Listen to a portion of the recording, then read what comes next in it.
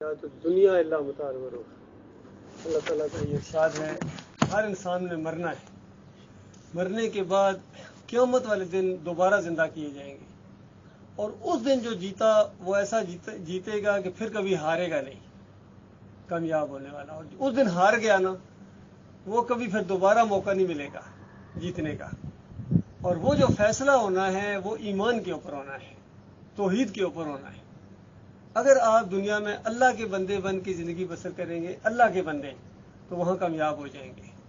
اور اگر اللہ کے علاوہ کسی اور کے بندے بنے، کسی اور کی بندگی کی، تو پھر آپ وہاں ناکام ہو جائیں گے۔ جب قرآن کی وہ آیتیں اتری کہ اتخذوا احبارہم و رہبانہم اربابا من دون اللہ، کہ ان لوگوں نے، اہل کتاب نے، یہود و نصارہ نے اپنے اپنے علماء کو اللہ کے علاوہ رب بنا لیا ہے، تو وہ بڑے حیران ہوئے۔ عالم دین تھے اپنے دور کے، ان کا کہ ہم نے تو کبھی رب نہیں مانا ہے، اللہ کے علاوہ ہم نے کبھی کسی کو رب مانا ہی نہیں ہے۔ اپنے علماء ہیں، بڑے بڑے مشائخ ہیں، ان کو رب کہاں مانا ہے؟ ان کو علماء مانتے ہیں لیکن رب تو نہیں مانتے، اور اللہ کہہ رہا ہے انہوں نے رب بنا لیا ہے۔ تو نبی صلی اللہ علیہ وآلہ وسلم نے پوچھا کہ دیکھو، جب اللہ کی کتاب جو تمہارے پاس ہوتی تھی، تورات یا انجیل، تو اس میں جو مسئلہ ہوتا تھا اور اس کے مقابلے میں تمہارے علماء مسئلہ بیان کرتے تھے، تو کس کی بات مانتے تھے؟ تو انہوں نے کہا مانتے تو اپنے علماء کی تھے۔ تو نبی علیہ السلام نے فرمایا یہی رب ماننا ہے، جو اللہ تعالیٰ کہہ رہا ہے کہ انہوں نے اپنے علماء کو رب بنا لیا ہے، تو یہی ماننا ہے۔ اسی طریقے سے آج اگر ہم اپنے بھائیوں کو کہیں کہ اپنے مولویوں اور پیروں کو رب کیوں بنایا ہوا ہے، کوئی ایک بندہ بھی آپ کو نہیں ملے گا جو کہے کہ ہم مولوی صاحب کو رب مانتے ہیں، ہم پیر صاحب کو رب مانتے ہیں۔ کوئی بھی نہیں ملے گا آپ کو، بلکہ حیران ہوں گے کہ آپ ہمارے اوپر الزام لگا رہے ہیں، کبھی بھی ہم نے ان کو رب نہیں مانا ہے۔ لیکن اگر آپ ان سے پوچھو کہ بتاؤ، اللہ کی کتاب تو کہتی ہے کہ اللہ کے علاوہ کسی کو پکارنا حرام ہے۔ تمہارے علماء کتنے ہیں بڑے بڑے مدرسے چلانے والے، وہ کہتے ہیں یا رسول اللہ مدد کہو کوئی بات نہیں، یا علی مدد کہو کوئی بات نہیں، تو کس کی بات مانتے ہو؟ بھائی مانتے تو اپنے علماء صاحب کی ہیں، اور یہی رب ماننا ہے۔ اسی طریقے سے اللہ کی کتاب 4 جگہ یہ مسئلہ بیان کرتی ہے کہ دیکھو انسانوں، تمہارے اوپر مردار، بہتا ہوا خون اور سور کا گوشت اور ہر وہ چیز جو اللہ کے علاوہ کسی اور کے لیے نظر و نیاز کی جائے، وہ تمہارے اوپر حرام قرار دے دی گئی ہے۔ تو بتاؤ، یہ تو اللہ کی کتاب کہہ رہی ہے۔ اب جب ہم معاشرے کے اندر دیکھتے ہیں، اپنے بھائیوں کے اندر دیکھتے ہیں، یہ 11ویں ہو رہی ہے جی عبدالقادر جیلانی کے نام کی ہو رہی ہے جی، یہ 12 ربیع الاول کو کاٹا جا رہا ہے جی، یہ نبی علیہ السلام کے نام کا، 10 محرم کو سبیل لگی ہے جی، حسین رضی کے نام کی لگی ہے جی۔ تو بتاؤ یہ کہاں سے لے کے آ گئے ہو؟ یہ تو حرام قرار دیا اللہ تعالیٰ نے، لیکن پوری قوم کھا رہی ہے نہیں کھا رہی ہے؟ اب تعداد دیکھو گے کہ تعداد اتنی زیادہ ہے، اتنے بڑے بڑے علماء کھا رہے ہیں، بلوچستان کے علماء بھی کھا رہے ہیں، نیپال کے علماء بھی کھا رہے ہیں، کشمیر کے علماء بھی کھا رہے ہیں، بحرین کے علماء بھی کھا رہے ہیں۔ یہ پچھلے 10 محرم کی بات ہے، ہم وہاں فاروق مسجد کے سامنے کھڑے تھے، اور وہ مسجد کے اندر یہ 10 محرم کی سبیل بانٹ رہا تھا، وہ جو پراٹھے اور وہ جو حلوہ۔ تو ہم نے وہاں تھوڑا سا کہا کہ دیکھو حرام ہے، تو وہ جو بڑے مولوی وہاں جمعہ پڑھانے والے مصری مولوی کہہ رہے معافی مشکل، عقل معافی مشکل، کھاؤ کوئی مشکل نہیں ہے، کوئی مشکل نہیں، کھاؤ کوئی بات نہیں ہے۔ تو بتاؤ، اللہ کی کتاب حرام قرار دیں، ہمارے امام صاحب حلال قرار دیں، تو بتاؤ رب کون ہوا؟ رب اللہ ہے، ان کی بات نہ مانو۔ اسی طرح اللہ کے بندو، ان ساری جماعتوں کے اندر یہی آپ کو بتانے آئے ہیں، ہم آپ سے ووٹ نہیں مانگنے آئے ہیں، ہم آپ کی چائے یا یہ پراٹھے نہیں کھانے آئے ہیں۔ ہمیں اپنی بھائیوں کا خیال ہے کہ ہمارے بھائی جہنم کی آگ سے بچ جائیں، جو آگ ایسی خوفناک آگ اللہ تعالیٰ نے تیار کری۔ یہ دیکھو، یہ ابھی حالانکہ بیچ میں بادل بھی ہے، یہ دھوپ برداشت نہیں ہو رہی ہے۔ جب اصلی دھوپ، تھوڑی دیر گاڑی اگر کھڑی ہو جائے، 1.5 گھنٹہ 2 گھنٹہ، تو اندر بیٹھا نہیں جاتا ہے، شیشے اتنے گرم ہو جاتے ہیں، سیٹ اتنی گرم ہو جاتی ہے، جسم برداشت نہیں کرتا ہے۔ تو وہ جہنم کی آگ کیسے برداشت کرو گے؟ اس جہنم کی آگ اس دنیا کی بڑی آگ سے 70 گنا بڑی آگ ہے وہ آگ، جس کے اندر ایسے بڑے بڑے لوہے اگر پھینکے جائے تو فوراً پانی بن جائے، اور وہ پانی ابلا ہوا تانبا منہ میں ڈالا جائے گا، سر پر ڈالا جائے گا، اور کہا جائے گا چکھ مزے، اب تو اللہ کے علاوہ دوسروں کو پکارا کرتا تھا، دوسروں کی نظر و نیاز کھایا کرتا تھا، دوسروں کے گن گایا کرتا تھا، یہ نعرے لگایا کرتا تھا کہ تیرے کھاواں تیرے گاواں یا رسول اللہ۔ کھاتا اللہ کا تھا اور سمجھتا تھا کہ نبی کی وجہ سے طفیل محمد ہوا ہے، اچھا محمد صلی اللہ علیہ وسلم کی وجہ سے تمہیں روزی اللہ نے دی، ویسے نہیں دیتا وہ۔ یہ بہت بڑا کفر ہے اللہ کے بندوں، بہت بڑا شرک ہے۔ اور جتنے بھی یہ جماعتیں پائی جاتی ہیں، چاہے یہ تبلیغی جماعت ہو رائیونڈ والی، چاہے جماعت اسلامی ہو، چاہے یہ تنظیم اسلامی ہو، جتنے بھی ہوں، بریلوی ہوں، دیوبندی ہوں، اہل حدیث ہوں، سب کے عقیدے کے اندر شرک ہے۔ کم از کم شرک ان کے اندر یہ ہے، کہتے ہیں نبی علیہ السلام قبر کے اندر زندہ ہیں، سنتے ہیں، دیکھتے ہیں، پہچانتے ہیں۔ ہم پکارے یہاں آقا سنے مدینے میں، ایسی سماعت پہ لاکھوں سلام۔ کہ ہم یہاں سے بھی پکارے تو مدینے کے اندر بیٹھے ہوئے قبر کے اندر نبی علیہ السلام سنتے ہیں۔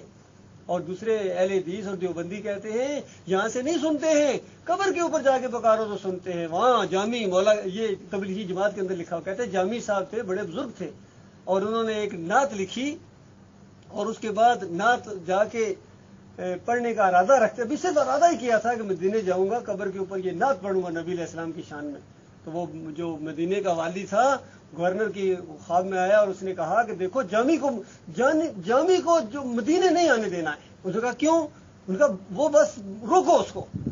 تو اس نے، وہ گورنر تھا، اس نے کہا جامی کی ایسی تیسی، جامی نہیں جا سکتا مدینے، بس خواب میں آئے۔ پھر دوسرے دن پھر خواب میں آئے، پہلے دن خواب میں آ کے کہا نہیں جانے دینا ہے، دوسرے دن پھر خواب میں آئے گورنر صاحب یہ کہ آپ نے جامی کو روکا نہیں اور پھر چل پڑا ہے۔ اس نے کہا اچھا جامی نہیں مانتا ہے۔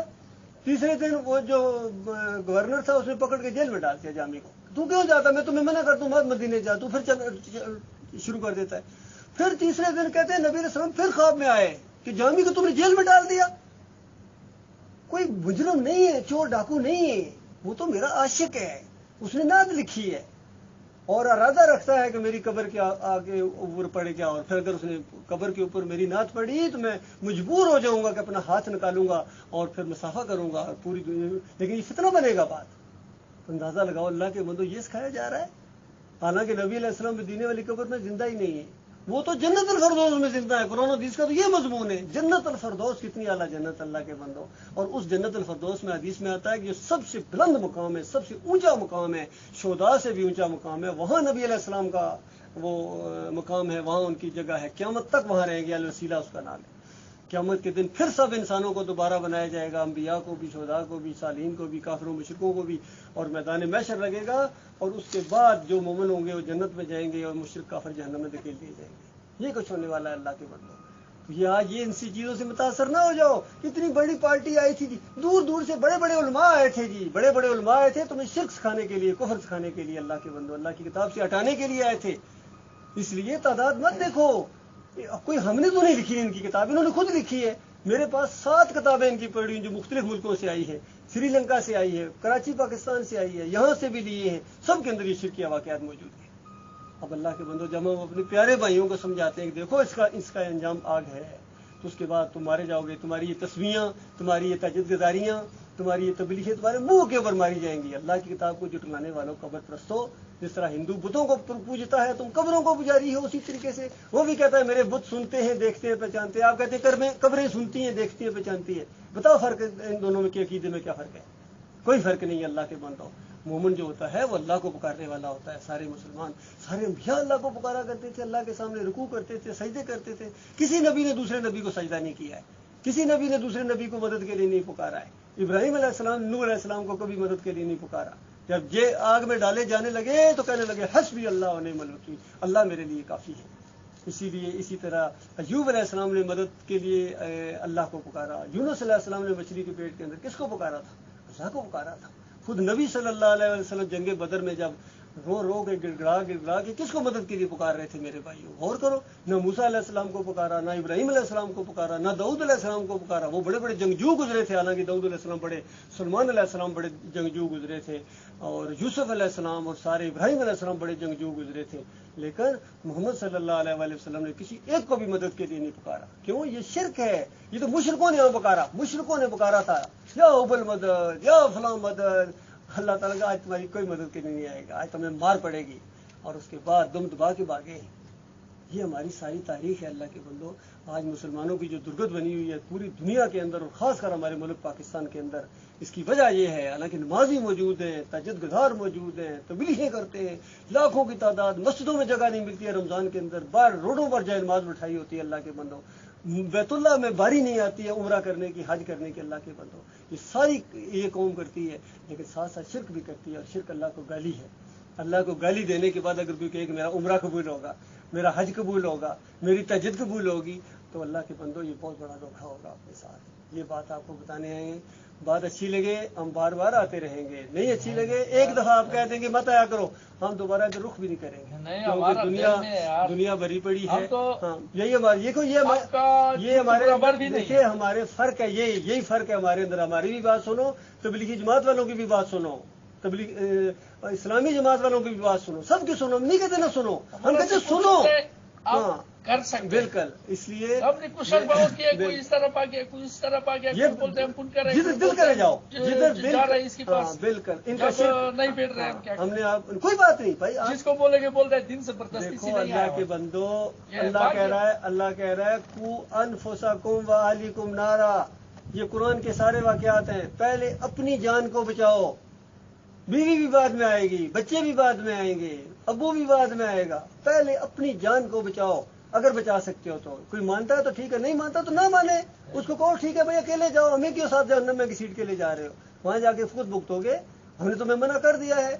باقی نبی صلی اللہ علیہ وسلم دعوت دیتے تھے، لوگ دور بھاگتے تھے۔ اس کی مثال اللہ تعالیٰ نے بتایا کہ دیکھو یہ جنگلی گدھے نہیں ہوتے جیسے زیبرا جسے کہتے ہیں، یہ جنگلی گدھے یہ شیر سے کس طرح بھاگتے ہیں، اس طرح یہ اس دعوت سے بھاگتے ہیں، اور یہ مارنے کو دوڑیں گے، ابھی تو صرف بھاگتے ہیں نا، سننے ایک وقت آئے گا بھاگ کے آئیں گے مارنے کے لیے آپ کو۔ یہ دعوت وہ دعوت ہے، یہ نبیوں والی دعوت ہے، یہ توحید کی دعوت ہے، یہ رد شرک کی دعوت ہے، یہ کفر بالطاغوت کی دعوت ہے، یہ سچی دعوت ہے، ایمان کی دعوت ہے۔ یہ تھوڑے بھی ہوں گے انشاءاللہ، وقت آئے گا اللہ تعالیٰ ان کو سارے کافروں مشرکوں کے اوپر غلبہ عطا فرمائے گا۔ ہمارے بڑی طاقت والا ہے، بڑی قوت والا ہے، بڑے وسائل والا ہے اللہ تعالیٰ۔